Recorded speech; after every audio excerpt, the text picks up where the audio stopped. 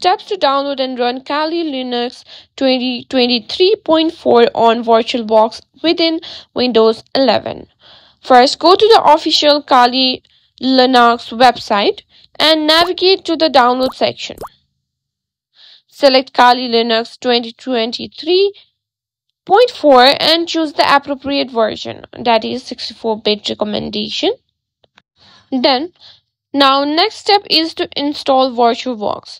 To do that, go to virtualbox.org and download the latest version of VirtualBox for Windows. Run the installer and follow the on-screen instructions to install VirtualBox on your Windows 11. Now open VirtualBox. Click on New to create a new virtual machine.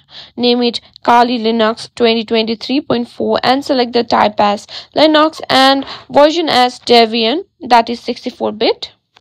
Allocate RAM and create a new virtual hard disk. Select the newly created virtual machine and click Start. When prompted, select the Kali Linux 2023.4 iOS file you downloaded earlier. Follow the Kali Linux installer prompts. Choose language, keyboard input, and installation type. Set up your user account and password. Then restart the virtual machine after installation complete. Log into Kali Linux 2023.4 and update the system using apt update and apt upgrade.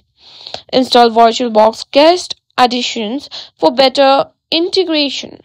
Now, congratulations!